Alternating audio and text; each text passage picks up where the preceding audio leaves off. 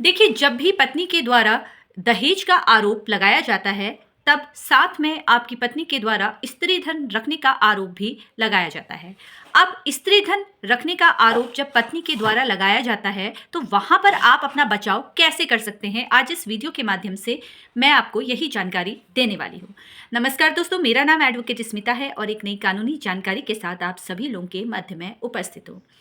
सबसे पहले आप सभी से निवेदन करूंगी कि इसी तरीके से आप सोशल मीडिया के अलग-अलग प्लेटफॉर्म पर मुझसे जुड़ सकते हैं, मुझसे संपर्क कर सकते हैं और अभी तक जिसने मेरा यूट्यूब चैनल, इंस्टाग्राम आईडी और फेसबुक पेज लाइक और सब्सक्राइब नहीं किया है, तो आप सभी से निवेदन करूंगी कि आप वहां पर भी जुड़कर मुझसे कानूनी जानकारी प्राप्त कर सकते हैं। चलिए शुरू करते हैं कि आखिर जब पत्नी के द्वारा दहेज का केस आपके ऊपर लगाया जाता है और साथ में पत्नी के द्वारा स्त्री धन रखने का आरोप लगाया जाता है, तो वहां पर आप अपना बचाव कैसे कर सकते हैं। तो सवाल है कि पत्नी जब पति के ऊपर आरोप लगाती है और उसके द्वारा एक आरोप लगाया जाता है स्त्री धन रखने का आरोप। देखिए, महिलाओं के पास अपना स्त्री धन यानी कि आभूषण अपने पास ही रहते हैं या फिर वो लॉकर में संभाल कर रखती है और जब भी पत्नी के द्वारा घर छोड़कर जाया जाता है, तो सबसे पहले वो अपनी ज्वेलरी, अपना जितने भी डॉक्यूमेंट है, वो सारी चीज़ें लेकर चली जाती है। लेकिन ले जाने के बावजूद वो ये सारा आरोप अपने पति पर या ससुराल वालों पर लगा देती है कि मेरा स्त्री धन मेरे पति के द्वारा रखा गया है या सास ससुर के द्वारा रखा गया है, जहाँ पर वो लिखाती है कि मैं अपनी जान बचाकर उस घर से बाहर निकली जिसमें मैं अपना सारा सामान उसी घर में छोड़ के आई हूँ और विवाह के तुरंत बाद मेरे पति ने या मेरी सास ने मेरा सारा ज्वेलरी, मेरे आभूषण, जितने भी उनके डॉक्यूमेंट है, सारा मेरी सास के पास रखा है या मेरे पति के कब्जे में रखा है। अब पत्नी के द्वारा जब आपके ऊपर ये आरोप लगाया जाता है, तो ये आपको साबित करना पड़ेगा कि आपकी पत्नी ये सारा सामान लेकर चली गई है। देखिए, जब भी महिला स्त्री धन रखने का आरोप लगाती है, तो इसे साबित करने के लिए आपके पास एविडेंस होना चाहिए, जिसमें आप ये जानकारी देंगे कि मेरी पत्नी का सारा स्त्री धन उनके पास ही रखा था। शुरुआत से ही जो आपके द्वारा गिफ्ट उनको दिया गया या अपने मायके से जो भी ज्वेलरी वो लेके आई हैं, ये सारा सामान उनके पास ही है। देखिए, जब विवाह होता है, तो विवाह के समय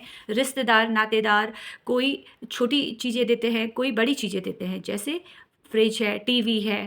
बेड है, सोफ़ा सेट है या कार या बाइक। इस तरह की चीज़ें भी दहेज में या गिफ्ट के तौर पर आपकी पत्नी घर लेके आई होगी। अब जहाँ पर बात आ जाती है बड़ी चीज़ों की, जहाँ पर बड़े बड़े आइटम हैं, जैसे कि टीवी, फ्रिज, जो मैंने आपको बताया, ये सारी चीज़ें जब महिला आपका घर छोड़ के जाती है, तो ये सारी चीज़ें वो लेके नहीं जाती है। देखिए, यहाँ तक महिला अपने पति का जो सामान है, जो उनको गोल्ड मिला है विवाह के दौरान या उनके द्वारा पहले से रखा गया है, वो भी महिला लेके चली जाती है, क्योंकि एक पति अपनी पत्नी को सारा गोल्ड सौंपता है कि वो सही तरीके से उसको रखे। जहाँ पर पति के पास भी जो ज्वेलरी रखी हुई है, वो भी अपनी पत्नी को वो दे देता है। लेकिन जब पत्नी घर छोड़ के जाती है, साथ में वो अपना सामान तो लेके चली जाती है, अपने पति का सामान भी लेकर चली जाती है। देखिए, विवाह के दौरान मिलने वाला उपहार, छोटे से छोटा और बड़े से बड़ा जो भी उपहार मिला है, वो स्त्री धन के अंतर्गत माना जाता है। अगर ससुराल पक्ष लड़की को यानी कि बहू को जो भी गिफ्ट दे रहे हैं, वो स्त्री धन के अंतर्गत माना जाता है और उस पर महिला का ही अधिकार होता है। लेकिन सवाल ये उठता है कि जब महिला अपना सारा सामान लेके चली गई है, तो उसके बाद आपके ऊपर आरोप क्यों लगाया है? क्या महिला आपसे पैसा वसूलना चाहती है या आपको सबक सिखाना चाहती है? आरोप जो बेबुनियाद है, जहाँ पर महिला ने स्वयं अपने कब्जे पे सामान रखा हुआ है, अपना गोल्ड कीमती रखा हुआ है, वो लेके चली गई है, लेकिन आरोप आपके ऊपर लगा दिया है। अब इन आरोपों को आपको कैसे खारिज करना है, इस वीडियो को आपको अंत तक देखना है, क्योंकि आगे जो मैं आपको बातें बताने वाली हूँ, वो काफ़ी महत्वपूर्ण है। देखिए, जब पत्नी घर छोड़ के जा रही है, तो छोटा सामान वो लेके चली जाती है, बड़े सामान को वो एज इट इज़ वैसे के वैसे ही रख देती है। लेकिन जब पत्नी के द्वारा झूठा आरोप लगाया जाता है, तो पत्नी वहाँ पर कंप्लेन लिखा देती है कि मेरा TV, bed, fridge, sofa set और मेरे आभूषण मेरे पति के घर में रखे हुए हैं। देखिए, अब इन आरोपों से आप कैसे बचेंगे? देखिए, जब भी पत्नी आपका घर छोड़कर जाती है, तो कोशिश कीजिए कि आप वीडियो रिकॉर्डिंग कर लें।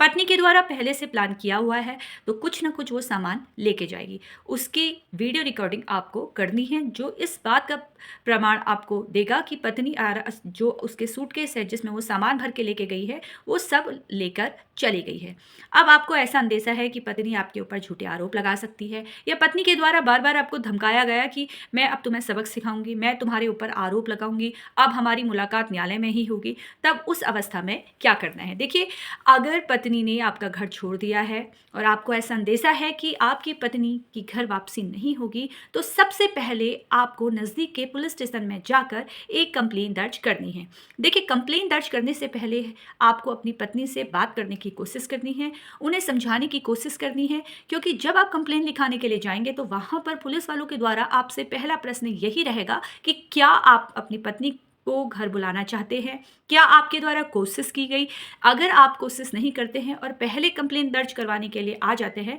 तो वहाँ पर आपकी कंप्लेन नहीं लिखी जाएगी। तो कोशिश कीजिए कि जब भी पत्नी की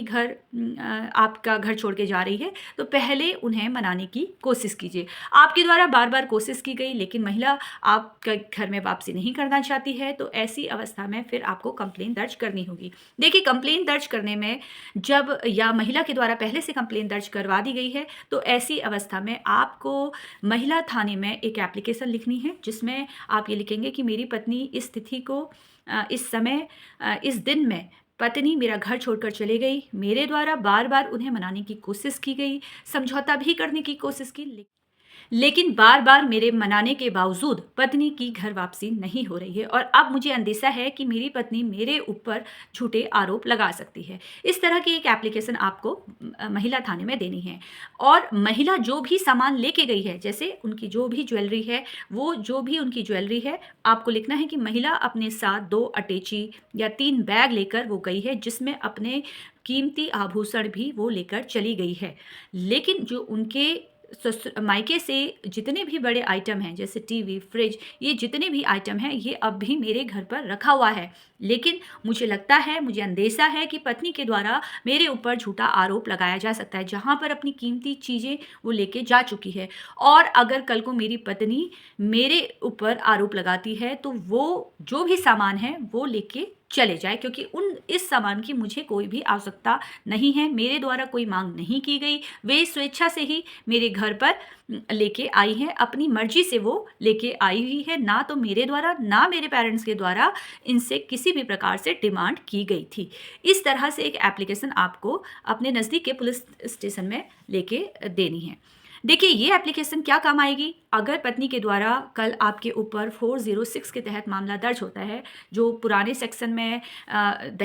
स्त्री धन रखने का आरोप के सेक्शन की धारा है, तो वहाँ पर आप इस एप्लीकेशन से आपकी बचाव हो सकती है, जहाँ पर आप पहले ही अगर इन्वेस्टिगेशन ऑफिसर को ये सारी जानकारी देते हैं, तो वहाँ पर अगर आपकी बातों से, आपके एविडेंस से ये बातें सिद्ध हो जाती है कि पत्नी अपना सारा सामान लेके चले गई है, आपके पास वीडियो रिकॉर्डिंग है, आपके द्वारा एप्लीकेशन दी गई है, आपने खुद उनके सामान की जानकारी पुलिस वालों को दी है कि भाई छोटा सामान वो लेके गई है, बड़ा सामान आपके घर में है और वो कभी भी लेके चले जाए, इससे आपको कोई दिक्कत नहीं है, और जो वो सामान लेके आई हैं वो स्वेच्छा से लेके आई हैं, तो ये सारे एविडेंस आपके ऊपर अगर एफआईआर होती है और अलग अलग सेक्शन के तहत, तो यहाँ पर आपके ऊपर स्त्री धन रखने का आरोप नहीं लगाया जाएगा, क्योंकि आप पहले से ही आपने प्लान किया हुआ है, आपने सारे एविडेंस थाने में दिए हुए हैं, जहाँ पर जांच अधिकारी ये देखेंगे कि हाँ आप सही हैं। इसलिए जब भी पत्नी के द्वारा ऐसा आरोप लगाया जाता है तो वहाँ पर सबसे पहले पति को ये तुरंत कदम उठाना चाहिए। देखिए, वाद विवाद होते रहते हैं, लड़ाई झगड़ा मतभेद आपस में हर घर में होता है, लेकिन कोशिश कीजिए एक साथ रहने की, एक साथ एक दूसरे को समझने की, क्योंकि आजकल के समय में पति और पत्नी दोनों एक दूसरे को नहीं समझना चाहते हैं। पति सोचता है कि मैं सही हूँ, पत्नी सोचती है मैं सही हूँ, और छोटी सी बात कब बड़ी बन जाती है शायद दोनों को मालूम नहीं चलता है। इसलिए ध्यान रखिए कि अगर मतभेद हुआ है तो समझौता करने की कोशिश कीजिए, बात जानने की कोशिश कीजिए, वजह जानने की कोशिश कीजिए कि आखिर मतभेद का कारण क्या है। मतभेद का जो भी कारण है उसे खत्म करने की कोशिश कीजिए, ना कि झूठे आरोप लगाने की सोचिए। थाना, कोर्ट, कचहरी ये आना बहुत आसान होता है, किसी पे आरोप लगाना भी बहुत आसान होता है, लेकिन उन आरोप को सिद्ध करना बहुत मुश्किल होता है। और जब आप एक बार न्यायालय आ जाते हैं तो कुछ सालों के बाद आपको ऐसा महसूस होता है कि हमारे द्वारा ये गलत कदम क्यों उठाया गया। इसलिए इसलिए ध्यान रखिए, जब तक अपराध कारित नहीं हो रहा है, जहां पर आपको अपने पार्टनर के साथ रहना अब नामुमकिन सा लग रहा है, तो वहां पर उस अवस्था में ही आपको न्यायालय आना है। और इसी तरीके से कानूनी जानकारी प्राप्त करने के लिए आप सोशल मीडिया के अलग अलग प्लेटफॉर्म पर मुझसे जुड़ सकते हैं, संपर्क कर सकते हैं। अगर आपको ये जानकारी पसंद आई हो तो लाइक शेयर करना बिल्कुल भी ना भूलें, और इसी तरीके से कानूनी जानकारी प्राप्त करने के लिए आप लोग मुझसे जुड़ते रहिए। धन्यवाद।